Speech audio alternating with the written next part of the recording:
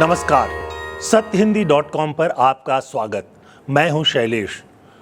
आज कुछ ऐसे मुद्दों पर बातचीत करेंगे जो इस देश के लोकतंत्र के लिए बुनियादी सवाल के रूप में उभर रहे हैं। बिहार में इस समय जो विशेष मतदाता सर्वेक्षण चल रहा है SIR, उसको लेकर अब सवाल उठने लगे हैं। आज एक खबर आई जिसमें कहा गया है कि बिहार के कुछ जिलों में बड़े पैमाने पर विदेशी हैं। ये भी कहा गया कि ये विदेशी जो है बांग्लादेशी हैं और नेपाली हैं। हम ज़रा इसको समझने की कोशिश करते हैं कि जब मतदाता फॉर्म अभी भरने की प्रक्रिया चालू है, जब उसकी स्क्रूटनी शुरू भी नहीं हुई है, तब इस तरह के आंकड़े और इस तरह की बातें कैसे आ रही हैं? क्या अंदर ही अंदर कोई तैयारी कर ली गई है कि बड़े पैमाने पर कुछ क्षेत्रों में मतदाताओं का नाम काट दिया जाए? ये भी कहा जा रहा है कि आधार कार्ड फर्जी पाए गए हैं। कैसे पता चला? वोटर कार्ड फर्जी पाए गए हैं। ये भी कैसे पता चला? राशन कार्ड फर्जी पाए गए हैं। इसका क्या सबूत है? ये कुछ ऐसे सवाल हैं जो इसलिए महत्वपूर्ण हो जाते हैं कि सुप्रीम कोर्ट ने अपने पिछले फैसले में चुनाव आयोग से कहा था कि वो आधार कार्ड को और वोटर आई कार्ड को और राशन कार्ड को, इन तीनों को जो बिहार में विशेष सर्वेक्षण मतदाताओं का चल रहा है, उसमें सबूत के रूप में मानने के लिए विचार करें। आदेश नहीं दिया था, सुप्रीम कोर्ट ने कहा था कि विचार करें, और अगर इसको नहीं मानना चाहता है तो कारण बताए कि क्यों नहीं मानना चाहता।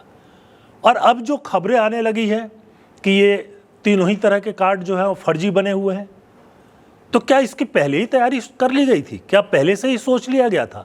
किसने सोच रखा था? चुनाव आयोग ने अभी तक सुप्रीम कोर्ट के फैसले पर कोई प्रतिक्रिया नहीं दी है। 28 जुलाई को उसकी अगली सुनवाई होगी, तब तो उनको बताना ही पड़ेगा। लेकिन अभी जो चीज़ें सामने आ रही हैं वो बहुत चिंताजनक है। एक खबर ये आई कि 83% मतदाताओं ने अपना जो नया फॉर्म है मतदाता होने का वो जमा कर दिया है। दूसरी तरफ कई पत्रकार जो बिहार में घूम घूम करके जिन जगहों पर ये फॉर्म जमा हो रहे हैं वहाँ जाकर बातचीत की, तो ये संख्या 83% तो बिल्कुल भी नहीं दिखती है।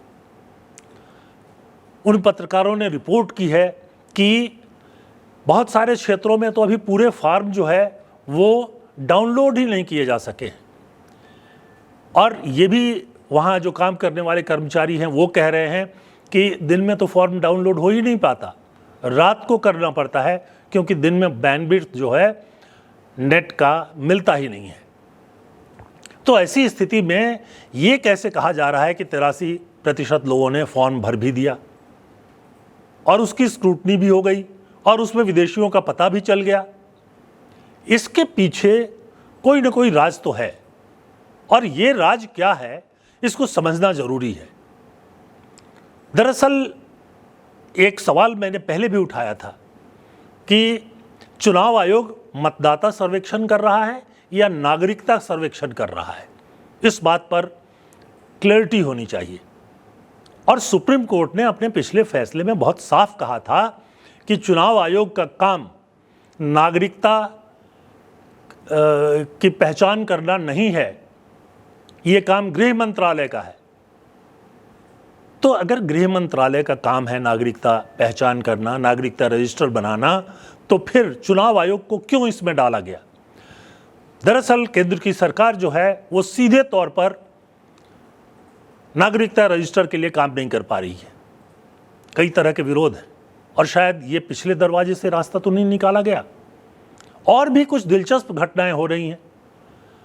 एक स्वतंत्र पत्रकार अजीत अंजुम, जो बिहार में घूम करके जो फॉर्म जमा करने वाले केंद्र हैं वहाँ पर जो कर्मचारी हैं उनसे बातचीत कर रहे हैं।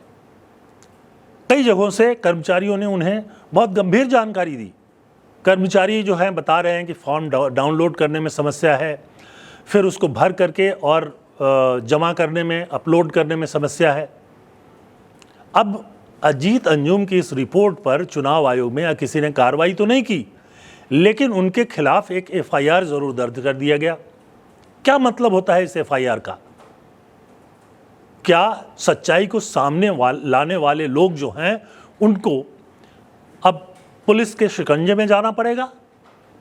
ये बहुत गंभीर सवाल है। दूसरे जो नेपाली नागरिक बताए जा रहे हैं, ये भी संकेत मिल रहा है कि उसमें से ज़्यादातर जो हैं अल्पसंख्यक यानी मुसलमान हैं। और ये बात तय है, बिहार और नेपाल के बीच एक अलग तरह का समझौता है। नेपाल के नागरिकों को भारत में आने के लिए या भारत के नागरिकों को नेपाल जाने के लिए कोई वीज़ा, कोई पासपोर्ट ये नहीं दिखाना होता है। और सच्चाई ये है कि बिहार के गांवों के बहुत सारे लोग हैं जिनकी खेती नेपाल में है, उनका दूसरा घर नेपाल में है। ऐसे बहुत सारे लोग हैं।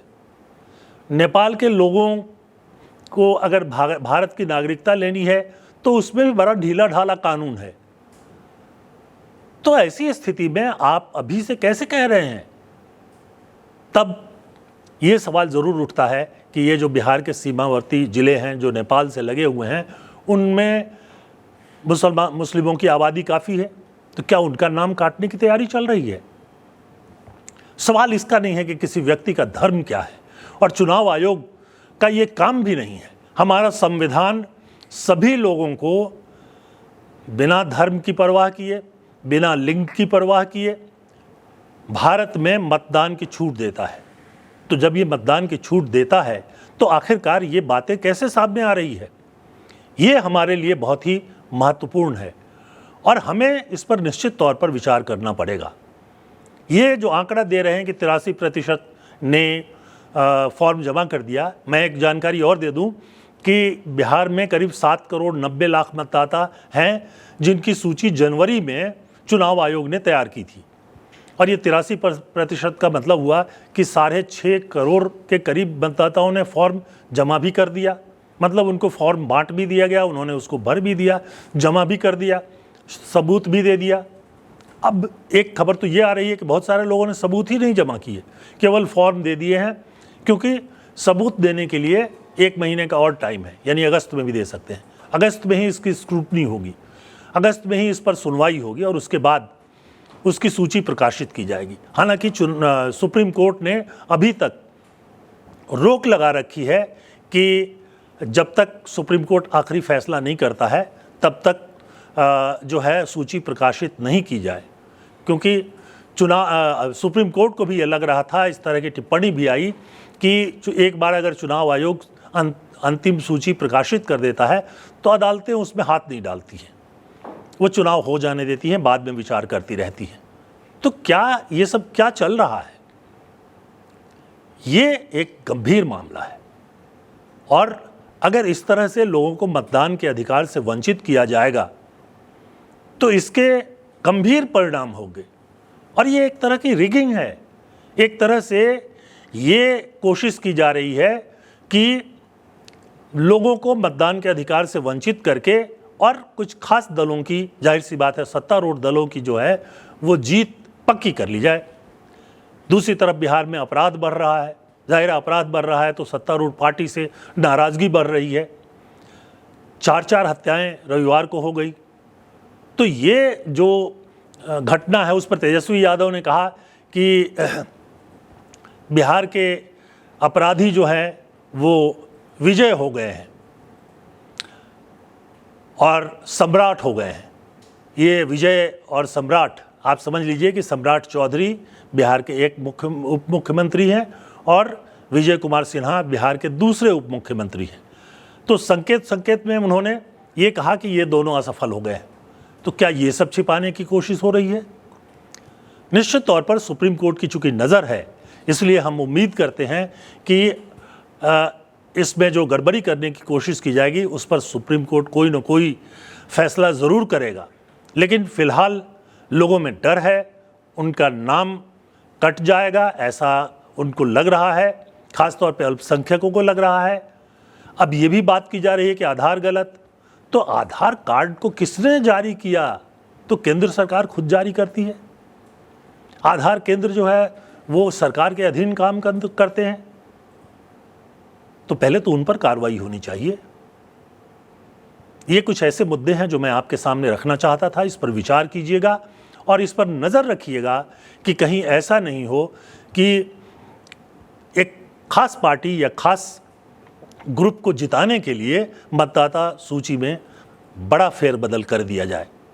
आज के लिए बस इतना ही, लेकिन हम फिर से आपसे एक नए विषय के साथ मिलेंगे और आपको ऐसी ही महत्वपूर्ण जानकारी देने की कोशिश करेंगे। एक अनुरोध रोज़ की तरह और आज भी कि सत्य हिंदी का ऐप जो है डाउनलोड कीजिए, हमारा जो बेल आइकन है उसको एक बार रिंग कर दीजिए ताकि आपको सूचना सही मिले, और इसके साथ साथ अपनी टिप्पणी ज़रूर भेजिए, उससे हम मार्गदर्शन पाते हैं। हम आपके विचारों से देखते हैं कि हम सच्चाई के कितने करीब हैं और जो हमारी कोशिश है कि सत्य की जीत हो उसके कितने करीब हैं। तो आज के लिए बस इतना ही। नमस्कार।